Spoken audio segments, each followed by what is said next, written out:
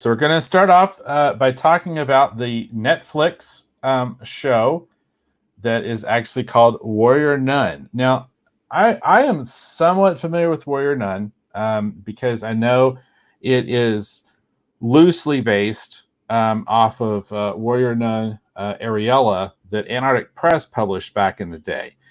So I'm going to read the synopsis here a little bit, and then we'll just kind of talk about the first episode. Again, this is Warrior Nun. The episode is named Psalm 46:5. I'm going to read you the synopsis here that's on IMDb. It basically says, after waking up in a morgue, an orphan teen discovers she now possesses superpowers as the chosen halo bearer for a secret sect of demon-hunting nuns. And again, like I said, this is based or loosely based off of Warrior Nun Ariella, the series that was created by Ben Dunn, that used to be published or might still be published by Antarctic Press. The cast is a lot of people I was not terribly familiar with. Alba Baptista, Toya Turner, who actually plays Shotgun Mary. That's another character some people that read the Antarctic Press series back in the day would be very familiar with. Kristen, Lorena Andreas. It's a lot of interesting sounding names. I didn't recognize many of them, but that didn't hurt. That didn't hurt the show at all. So let's go ahead and just talk about our initial impressions. Do you want to go ahead and go first, Eric? Yeah, I can go ahead and go first. I apologize. I lost some of my articles and things like that, but I'll get them back later because I did make sure to tag them. As Dave mentioned, one thing that's interesting about this is, first of all, I am familiar with the comic in terms of that I know it exists, and I remember vaguely when it came out. It would have come out in the later part of my high school days, and so it was kind of like on my radar a little bit. I remember, you can see with the image that Dave put out here, that you can actually see one of the comic covers here. And of course, it is very striking. It's very striking. I remember it being kind of controversial. I myself actually did attend Catholic high school and Catholic elementary school. I even went to a Catholic college for a semester. So I'm very steeped in that. My family was very religious and very traditional Catholics and things like that. So I remember, when this imagery and stuff like that came out, I didn't know exactly what to think about it because I thought it might be a little bit kind of like, sacrilegious. So I never actually really read the comic book. I'm very familiar with Antarctic Press. And in fact, there was another series that they did. Dave, I'm not sure if you're that familiar with it. I believe it was called like Ninja High School or something like that. That Bill Dunn also did. The creator of Ninja High School. That was quite popular. Yes. And then in the interest of full disclosure, Antarctic Press did self-publish Star Gods, my first creator-owned series. So there you go. I'm very well steeped in it, and I'm very familiar with Warrior Nun Ariella, or at least Warrior Nun in a general sense, because they were Warrior Nun was one of their big hits at the time. Antarctic Press was making toys, and Warrior Nun actually was very successful for them. And they were in the process. They actually attended a licensing show, and one of the properties they were pitching was Warrior Nun, which is interesting because it's a Netflix show now. And in addition to that, they were also pitching Star Gods at that same show. I have materials that actually have, like, it's a sample book that they were handing out to attendees, and it has information on actually both of these properties. So. And then Larry says, if I recall right, Dave doesn't like ninjas. Is that true, Dave? Larry says you don't like ninjas. Okay, so it's not that I dislike ninjas. It's just I consider myself more samurai than ninja. So I gotcha. Okay. So there's just there's just a rivalry that exists between samurai and ninja. So I don't dislike them, but I don't necessarily trust them either.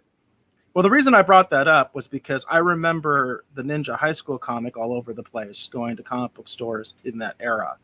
I don't remember Warrior Nun as much, but I do remember it.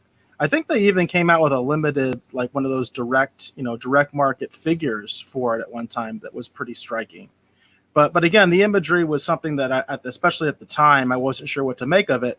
So I never really picked up the comic and actually read it. I don't think I even really leafed through it. It kind of was like, I don't know, forbidden. Even though nobody told me I couldn't take it, it was just in my mind. I was all like, I don't think that's something that I would like. It's kind of funny because doing research for this episode, I decided to look into the comic a little bit more and also to try to find out what's different from the comic and the television series. And I even went to Bill Dunn's Facebook and saw his comment. And it's kind of interesting because it sounds like a lot of the fans of the comic book are kind of upset about the show because it's very different. The show is very different from the comic book, especially some of the articles that I read as far as the content. The creator himself, he actually said that he understood the differences. In other words, he was not criticizing them. He was saying, hey, I get it. He actually, what he kind of implied was, hey, if this show is really popular, maybe we can get an anime that's going to be more faithful to the comic. So I thought I would just kind of throw that out there just because I don't have any personal knowledge of the book, so I can't really compare. One of the main reasons that we wanted to do this review was obviously the show just came out on Thursday, so it's very topical. But the other thing is, I think Dave and I both, we like to review things and look at things that come from independent media. And, Antarctic Press is a very independent, comic book publishing company. It's not DC. It's not Marvel. As I mentioned, I recall the Ninja High School stuff as a kid. What I also really recall was for a while, Antarctic Press had the Robotech license. And I used to check out quite a few of those. I think I actually own a fairly decent number of the Antarctic Press Robotech comic books. So interestingly enough, they actually got into licensing as well. They licensed a different product, rather than licensing their original product. Yeah, they had the license for Robotech. They also had the license at one point for Gigantor, Captain Harlock. Those, again, talking about anime. The Antarctic Press was an interesting publisher. I'm going to spare everyone some of my stories I usually tell because my anger has mellowed with my age. Because of some things that happened back in the day. But they're pretty prolific publisher. They're still around. They're still going. They've been able to license their characters into various media as represented here by the Warrior Nun Netflix series. And I'm happy to celebrate their success. I think that's really cool and awesome. So let me talk about my initial impressions just briefly here. So I, again, was familiar with Warrior Nun primarily because of my association with Antarctic Press back in the day, as I mentioned earlier. It's not a series that I read. I think I actually looked at the figures probably more than anything because Antarctic Press at the time was helping us to actually launch a Star Gods action figure line that unfortunately didn't come to pass. But so I was probably more familiar with the action figures per se. And so I walked into this a little bit steeped into the iconography, which the iconography from the comic is completely gone. I mean, it's not that it's unrecognizable. It's just not the same thing visually. I don't think it hurts the production necessarily. To me, it had a weird kind of Blade vibe at times. And then a little bit of the Chilling Adventures of Sabrina. For those people that might have seen Sabrina on Netflix, it kind of, for me, fell in between those two productions, somewhere in between Blade and Sabrina. I'm going to be honest with you, I was kind of surprised. I found it kind of interesting, and I was curious to see more. I wasn't expecting that. When it first kind of started, I was like, okay, all right, this is going to be whatever. But as it went on, I found myself actually kind of very intrigued by the lead character's story, which is interesting too, because our lead character is not Ariella, the character from the comic. I don't want to get into a lot of heavy spoilers, but that's not who we follow. We actually follow someone else, and her story I found very interesting. And again, as Eric mentioned, I could, I'll be honest with you, I could tell from just watching this, they changed a lot. I mean, having not even read the comic, I could just tell you from just visually, like they've changed a lot about this particular production. And I picked this image because if you can see in this image, this is what I'm talking about. It reminded me very much of Blade. And if you've seen Blade, specifically like Blade 2, it had a lot of that kind of feel about it. But like I said, I was surprised. I kind of enjoyed it. I didn't hate it at all. I was curious to see the second episode, which is surprising because there's not a lot of action. Did you notice that, Eric? There's not a lot of action in this. It's just a lot of story.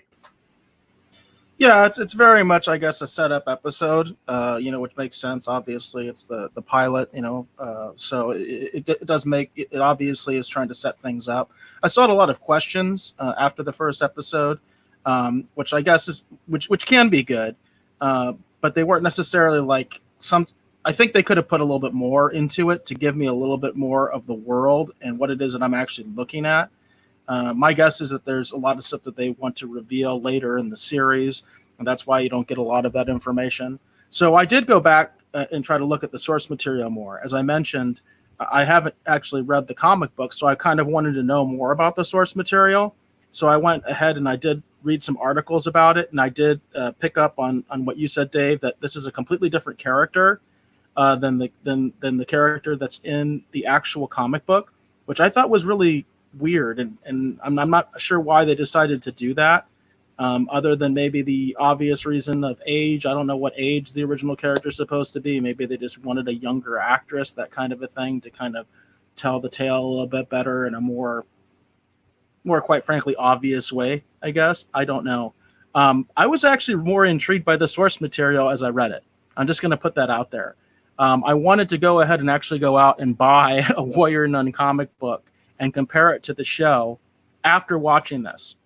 So in that sense, it's really kind of good, because it got me interested in the source material, made me think, I want to pick up some Warrior Nun comics and take a look at them and compare them to the show, because the research that I did, I think the comic book premise is better than this one. That's just my initial impression without ever having read any of the books. I'm just strictly going by my research and the articles that I read that sort of compared the two and just gave you a basic kind of summary of what the comics were like and how it's kind of different than the television show. So I was actually more intrigued with the setup material of what I read about the comic book than I was with the show, which I think is kind of ironic. But it's also good in a way because the show made me interested in the comic book. Well, and that's one of the great things about media, is if you can do a good job, you can do that. You can get people interested, hopefully in the source material, so they're going to want to go back and investigate it. And it's curious, Eric, because if it were me, I would try and find a trade or collection of the original Warrior Nun comics, because I think that's where you're going to see probably your greatest contrast between what they're doing here in the show versus what the original comics might have been about. Like I said, I mean, I found the show to be kind of interesting, though, even with that sort of, because I could tell they changed a lot. But I still found it kind of interesting. But I, again, like I said, I really like Blade and that world, that kind of idea. And this felt heavily influenced stylistically anyway by Blade.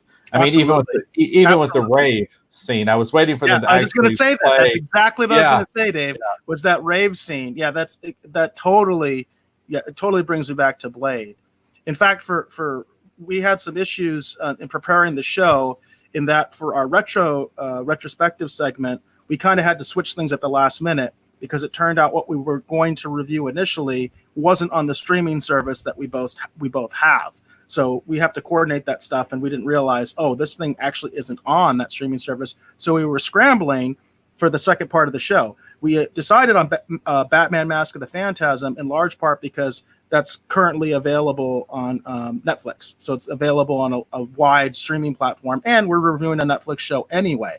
But the one that I was going to suggest, Dave, at first was Blade, but I couldn't find it on anything. I couldn't find it on anything that I was sure we both had. In fact, I couldn't really find it on any of the subscription services, except I think it's on HBO now. It's actually on HBO now. Hmm. Blade is the original Blade. Interesting. So, which I thought would have been a great contrast to the show. So I wanted to put that out there because we didn't talk about that. But I was going to originally say, hey, let's do Blade because it would be such a perfect complement to this show. Yeah, the only difference is Blade kicks a lot of ass. Just gonna say. He does. Yeah, Because as that you was mentioned, I found myself wanting to watch Blade. Right. No, as you mentioned, there's surprisingly little action in this first episode, and of course you have the anticipation. And I've watched the trailer also. I did watch the trailer for the show, so I got to see some additional scenes from other episodes. Obviously, the promise is there for a lot more action to happen in future episodes. But as you mentioned, it is surprisingly very action light. But again, that's why I said I would compare it to the Chilling Adventures of Sabrina or just Sabrina on Netflix. It sits in between Blade and Sabrina because Sabrina, they do a lot of fun. Well, both of these shows are highly blasphemous. But anyhow, I was just going to say Sabrina. That was a joke. Sabrina, like, kind of does a lot of fun stuff, but it's the same thing. It's a lot of setup. It's a lot of ambiance. It's a lot of sort of quasi teen drama. And then something crazy, magical, whatever kind of happens. And that's what this reminded me of in the same way, because Sabrina will sometimes kind of play something out a little bit more than maybe a movie would. Like a movie will set something up and then go straight for the throat. But I noticed that Sabrina and this show both they have a similar kind of structure. But I like Sabrina and I liked this. That was the thing that was because I'll be honest with you, because we discussed doing this, we thought, we'll check it out. Why not? But because I did not care for the Witcher so much, I was kind of thinking like, there's no way in the world I'm going to like this thing. But I kind of found it interesting. At the end, when it ends, I found myself kind of actually wanting to see more, and I was kind of surprised at that. But I enjoyed kind of this, what I did get to see of this world that they were crafting. And then part of it too, I think, is the fact that you don't get a lot of answers, because my imagination runs wild, and I'm beginning to like go, okay, well, what about this and what about that, and it actually makes me more invested than maybe under normal circumstances I might have been. So that was the thing that surprised me the most about this. I'm actually curious to see what happens in the second episode. So. Well, that's obviously good. That's what a first episode is supposed to do. Is it's supposed to draw you in to watch the second one. And it's kind of funny, I see in a lot of reviews, sometimes you get this, even from people that are highly critical. They'll say like, okay, well, I usually judge a series by its second season or by its fourth season. I mean, I've literally heard things that I think is that stupid. Obviously, every show, it's all about that first episode, whether it's going to make you want to watch the second episode or not. And as Dave said, this episode did what it was meant to do for him. It made him want to watch the second episode. I'll be honest with you, I'm not sure if it did the same for me. I am open to continuing to review this show. I didn't hate it, but I felt like, as I alluded to earlier, I felt like it almost didn't give me enough in sort of a bad way. Again, I am more interested in my research of the source material than I am in this show right now. I'm more feeling like I want to go out and actually buy the comic book and check it out because of the differences that I've heard between the two. And I'm like, I think the comic book might be more for me. And I'm thinking the show, I'm not sure. Part of the reason for that is that this show is very modern. So if you kind of like the modern, I guess the modern storytelling, I would compare this show very much in terms of a lot of the not so much the style, I guess the theme.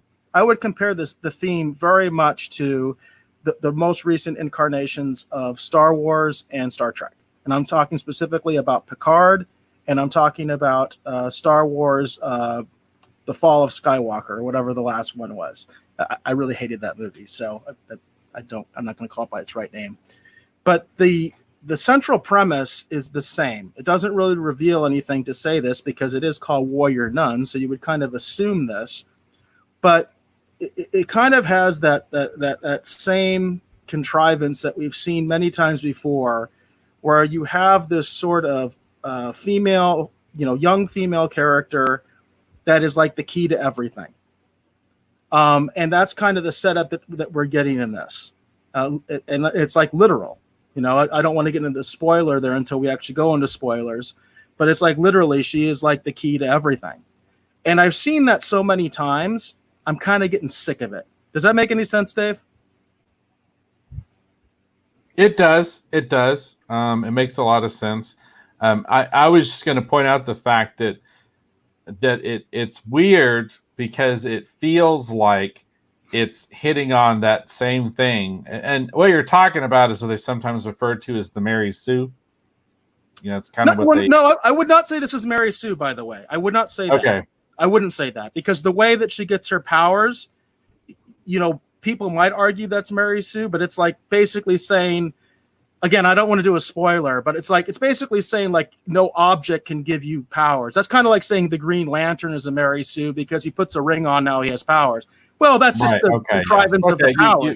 The idea that an object gives you power, I get that. Right. No, I totally get that. Yeah, you make a good point. All I was trying to get at though is that the difference in terms of context is that Warrior Nun is a comic book series that goes back to 1994. Right. Like this exists because Warrior Nun came out of this period in the comics when they were doing quote unquote the bad girl stuff. So which blade comes to mind? Lady Death comes to mind. All that stuff was really popular. Exactly. And by the way, that stuff was much more popular for me. I have a bunch of Lady Death, and I do have some Witchblade, but I don't have any Warrior Nun. Yeah, but I'm just going to point that out because it's interesting because I think contextually, the way that they make the show work is it fits within that modern context, and they've kind of retooled it, to kind of again to fit in with that modern approach. But it's interesting because the character, when you dial it back, I mean, she comes out of the bad girl era of comics. Now that doesn't cheapen anything. That doesn't change the value or the context of the story. I don't mean it any way like that. It's just that sex appeal was part of what they would use. You know what I mean, to kind of sell the concept. So it's interesting in this because it's completely different. I don't see them leaning into that at all. That's not necessarily a bad thing. But I just wanted to point that out because it does feel very contemporary because of how they've kind of retooled it to fit within a modern aesthetic. But I just want to point out that this character and a lot of these concepts, they predate this thing quite a bit. So a percentage of what we're seeing was the creator's original intention. And that's kind of neat, that even back then, because, it's kind of cool and weird because for me, most of my comics have had strong female, protagonists, that they're always the lead. Akio with Bushy Tails, she's kind of got that chosen one complex kind of idea going on. Mary in Red Skirts is kind of the same way. But I think a lot of us we're just trying to portray just a female lead character because at the time, specifically with Bushy Tails, it was still kind of novel and kind of neat. You'd see it in Aliens and you'd see it in different things, but it wasn't quite like it is like right now in pop culture and current culture where it feels like it's everywhere. So yeah, that's exactly the problem I'm having. I compare it very much to like the silent film era. And in the old days of the silent film, if you had a villain, he had a top hat and he had a big mustache and he would twirl it menacingly, so you knew he was the villain. Another thing they used to do was the villain always had a black hat.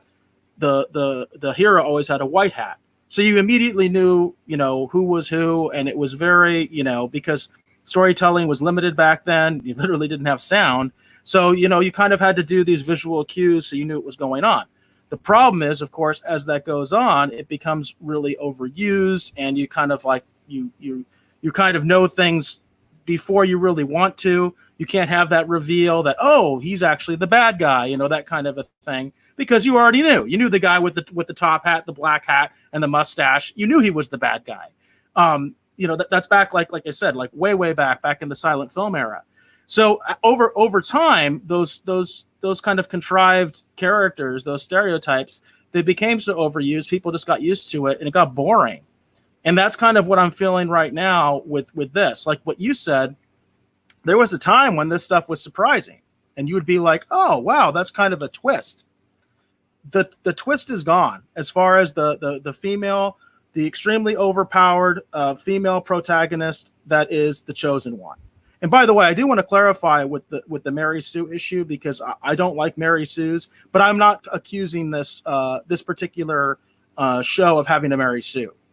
I am not accusing it of that. The Mary Sue thing is different. The Mary Sue thing is where you feel that the character is just too perfect. I don't feel that this character is too perfect. I don't feel like, it's quote unquote unearned, because in this particular case, again, it's kind of a minor spoiler, but it happens like right away. We're talking about an object that gives her power, as opposed to, her just sort of instantly being a Jedi, for instance, that kind of idea. Because we've never seen that before, where someone's just instantly a Jedi, knows how to use a lightsaber and all that kind of stuff. That's right, kind of where I'm coming from. Right, and just to clarify, I was just saying that in this current era, that's sort of the thing, that's everyone goes, oh, well, this is a Mary Sue. I wasn't saying that you were saying this character is a Mary Sue. All I was doing was kind of, going ahead and throwing that out there, just because I feel like this doesn't really qualify as the Mary Sue idea in my mind. No, it doesn't. Also, I agree with you, because this concept goes so far back that it's just a completely different thing. It's just that this was literally just a comic with a strong female lead character. I don't, that was part of the point. So that's all I was saying, is that I don't feel like it qualifies for the quote unquote Mary Sue label, just because it existed before that was really too much a thing in my mind. So no, I totally agree. I don't think this is a Mary Sue just by the definition of what a Mary Sue even is. What I am having an issue with is the chosen ones thing. The chosen one thing. I've just seen it before, and I've seen it very recently in two major properties that I didn't like it. I didn't like the execution. I thought it was terrible. I'm never going to watch those things ever again. So they're fresh in my mind, and it seems like that's a setup that's being used more and more. And what it leads to is it becomes very predictable, and it takes, for me, it takes some of the fun away, and it kind of just takes away the whole point of, the contrivance before was, again, it was a shock. It was something that was like, oh, well, that's kind of like a neat twist. Now it's just been overused so many more, it's been overused so many times that, to me, it starts to fall flat. Now, that doesn't mean that I hate this first episode. It doesn't mean that I'm not willing to give the series a shot and see how they use this, going forward, this premise going forward, because the basic premise I do think is interesting. I absolutely do think it's interesting. It is intriguing. But as far as just the idea of whether, if I wasn't reviewing it, would I go ahead and watch the second episode? I would say probably not. But if we decide that we want to keep reviewing this, or if the Rogues Gallery is interested in hearing us talk about it more, and remember, in the context that Dave is very intrigued by this show. So it would be kind of interesting contrast with me kind of going in a little bit more deflated, and Dave going in, a little bit more hyped up. That actually could be some good material for our show. So I'm definitely open to continuing to watch it. But I wouldn't say that I would probably watch it. If it was just me, I probably wouldn't watch the second episode.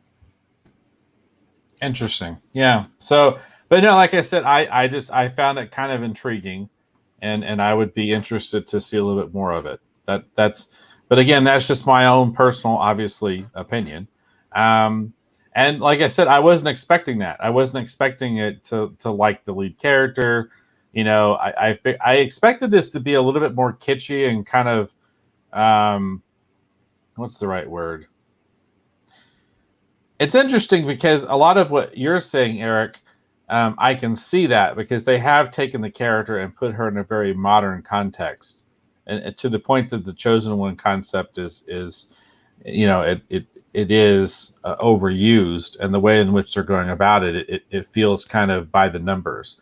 But that being said, I like the lead actress a lot, and because of the specifics surrounding her character, I thought there was an interesting idea to explore.